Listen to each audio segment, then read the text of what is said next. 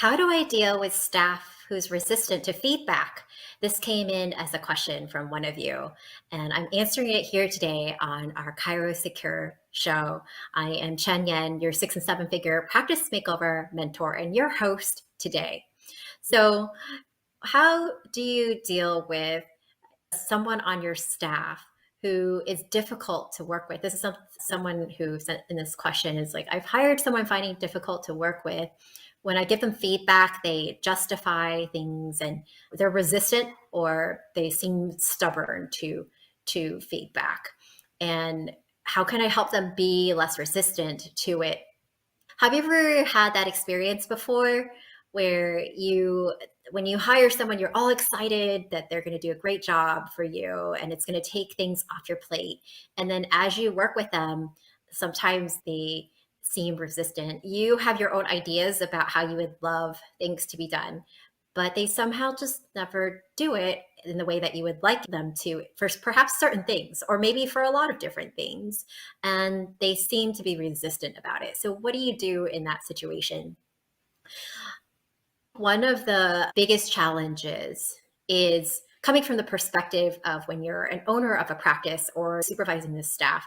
There might be feelings of first how to handle it, but then if I were to give this person feedback, being concerned about not having a good way at handling any unanticipated reactions if you were to say what you really wanted to say when someone's resistant, or that if it ends up going in the direction where it might feel like negative feedback, that it might demotivate your staff or employee, or just concern that you might hurt their feelings.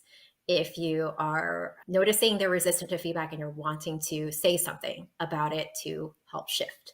And so that's common because you're human, right? We all have feelings, and it doesn't always feel good to say things if we feel like someone might not respond positively to it.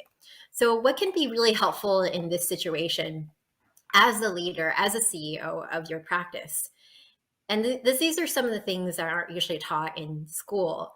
And then when you're out and you're practicing, you end up realizing that it's important to develop skills like this so that you can really work with your team and everyone's working in a lot of synergy and people are happy, they're happy, you're happy too.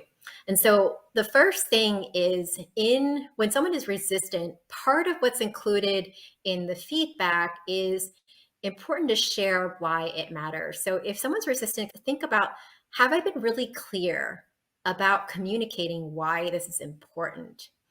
So, what might be a good framework of how to give someone feedback in such a way that they can receive it? The first thing is to mention what you're observing. Then the second thing would be to share the impact of that. So, the result of that is that I end up asking you to clarify that. And then probably noticing that there's more back and forths this way. So that's an example of mentioning what the impact of it is. And then you could either ask them if that they've noticed that, also talking about this in an open way to see, have you also been noticing that, or how do you feel? So this is a part where you could also insert that as you talk about this, the second thing about its level of impact. Then the third thing is to bring up a suggestion. You could either bring up a suggestion or you could ask them, how do they feel could be a good solution to this? So ask them, what would be a good solution to this so that dot, dot, dot, dot, dot. And that's where you could bring up the desired outcome, right? So for this example, you could say, so that it saves both of us time. And it's also less back and forth for both of us, which will be really nice. Having your feedback quicker, and then it'll saves both of us time. So notice with the solution, it can either be you asking the person on your team to come up with the idea, or you can make a recommendation. 9 times out of 10, it's always best to ask your team for what they think, because then what you're doing is you're inviting them to be a part of the conversation, and they're probably going to have good ideas, especially if you hired a good person. And then they start to also think more on their own, with you being able to add in your suggestions after that, instead of you just letting them know every time how you would like it handled and why. When you do that, you're going to be more likely to have people on your team start to think for themselves more and understand the why of, because one of the hardest things about being a business owner is when, have you ever felt this way before where you feel like you wish your team would just read your brain? And sometimes you get frustrated too. It's like, oh, why aren't they doing this? Because it's so obvious to me that it needs to be done this way. How many of you have ever felt that before? And so part of the issue is they may not really understand the come from, the what's behind what you're thinking and why you would like them to handle it in a certain way. And that's all part of many times the brand experience. How you would like your patients or clients or potential patients or clients to feel, how your presence, your clinic comes across to someone, and what's your differentiating factor, all that, right? All those kinds of things make up aspects of your brand. Part of the issue, especially if you have people who are not necessarily doing things in the way that you would like it to be handled, is that they may not really understand that aspect of your brand. So then what they do isn't matching up to your expectations. So the more you could train them about this, the more they can think for themselves about it, and then you offer up your suggestion, the more likely they will start to get it more and become less resistant to feedback. After they share their thoughts, then you could add your 2 cents in about what you would love to see. So it becomes a discussion together of a solution, and rather than just your own suggestion. But sometimes as a business owner, you might wish to take a different direction for whatever reason. In that case, then make sure you acknowledge them for their ideas as well, and then reflect on it and let them know about your decision with it and why you've made that decision as well. If you're noticing staff is resistant to feedback, is also seeing whether, ask yourself how the business has been showing up. Like, how's the culture of the business been?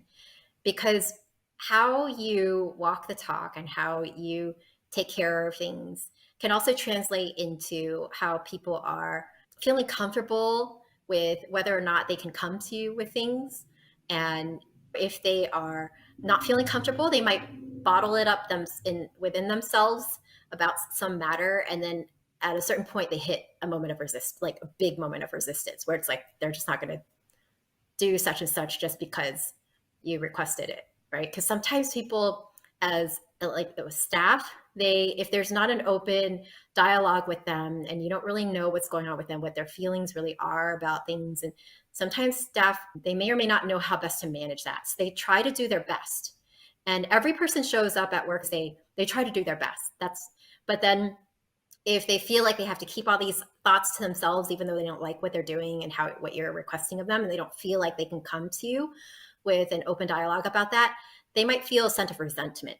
And up to a certain point in time, they get so resentful to the point where any feedback you give or anything you request of them, it's almost like they're like, I'm not going to do it that way. They're in their own way of rebelling to the situation. How many of you have ever experienced working with someone like this in your lifetime? I know I have, right? In different settings before. I used to work for other people as well. So in any case, look at how you've set up things culturally, or just how are people your staff understanding how comfortable they can be with coming to you, and where they can share things even if you might not agree with it. That like you welcome those things. Like you really would rather they tell you what they really think instead of bottling it up to themselves, keeping it to themselves, and then one day kind of like building up that resentment or even like rebellion. So the first thing that we talked about today when dealing with staff that's resistant feedback is to have a way of communicating with them in such a way that the feedback comes across in a way that you feel good about it, and then they also feel heard and are part of the conversation. And the second thing is then looking at your culture within the practice. What kind of culture have you created? What kind of culture would you like it to be instead, so that you could really bring the essence of that into your practice and to the culture that you would like it to be, so that people feel comfortable with sharing their opinions honestly. And then the third thing is to consider when there's staff that's resistant to feedback, is that maybe it's a wrong seat on the bus. So wrong seat on the bus could be two possibilities. One is that it could be the wrong person for your team completely. because it's just not a cultural philosophical fit, or maybe some other reason, right? You just can't see them in any of the roles in your business, or maybe just even if they're great, but they just don't fit any kind of role that you have a need for right now. Or honestly, on the bus could also mean this person's outstanding and you feel like, oh, I would love to keep this person around because they're really outstanding aspects of this person, but this role that they're in is really not the right fit for them. So if there is a role in your business that this person can help with, then perfect. And if not, this is one of the hardest things, I feel like, anyway, also. Maybe you've noticed that too. For myself, it's been the hardest thing to let someone go when I really like them. And when I see a lot of great talents, but because of the need we have on our team, they're not fitting in that. Even though they're outstanding, they're not outstanding in the areas that I really need them in. And then you need to let them go. It's one of the hardest things I feel as someone who's a business owner to then let go of someone like that, because especially when you like them, right? How many of you have experienced that before? It's like, I really like this person, it's really hard. When is the right time to fire someone or let go of someone? The first time you had the thought, many times, is the right time. But most of us aren't bold enough to do that in the first thought. So definitely the second time you have the thought, it's often the right time to fire. Unless you think back to the moments when you've had that thought and then you actually kept someone and it was amazing. Then you just are too quick to conclusions, right? So then that would be the only situation where you might not fire on like the first time or second time you have the thought. But if you're pretty accurate in the past, where it's like you typically the kind of person you let go of when you had the thought, okay, really need to fire this person, and then you didn't listen to yourself. Second time you said, I really need to fire this person, and you kept them, right? What's happened? It's actually more draining for both of you. It was interesting when I heard this from someone who's very successful in business. And he said that because I learned from all kinds of mentors, making 8 figures, 9 figures. I learned from all kinds of mentors and with different kind of strengths, whether it's business skills, the money side of things, mindset side of things. And there's this one business owner who said, he went back through all the years he had hired people and let them go. And he went back and asked each one of them how they were doing. Every single one of the people he's let go of were happier when they left. Like 100%, they were doing well and happier and even better. So the more we procrastinate on it because we for whatever reason, it's not good timing for us, or we don't want to hurt their feelings because we really like them, chances are if it's not working out, then they're also not enjoying it as much too. So you're not letting them fly and grow into what they really would excel and be great at. So with that, if you are at a place where you are at a plateau in your practice, where either you've had staff on your team and you currently have staff, but they're not really the best kind of staff you would like, and you just know that you need another kind of team to take you to the next level. Or you're in a place where you just know you need to hire because you, at some point in time coming up in the next few months, or definitely within the next 6 months, because you are tapped out with what you're doing. You're wearing too many different hats, and it's not sustainable because you're getting burnt out. You feel drained at the end of the day. You feel like you're not really doing the kinds of things that light you up, and it sucks energy from you. And at a certain point in time, you just feel tired more, right? Because when you're not doing things that you love, likely you'll feel more tired than if you're just doing things that you love all day long. Would you agree? So if you're in that place, but then you're like, well, I've never really hired someone before, I'm scared of it not working out, or how do I go about it? Or I have hired someone before, but now I feel like I need to do it again. I want to do it right this time, right? So you can go to halfyourhiringtime.com/toolkit, where I'm going to give you my free Half Your Hiring Time Toolkit templates and a free masterclass on being able to attract the right hire to your practice in this unique job market so that you are able to have some help and free up your time while growing, and even have the practice make more money for you when you're not the center of like the shoulder's not all on your responsibility, but more people are being helped and more money is coming in. So you're welcome to go there and have that help you.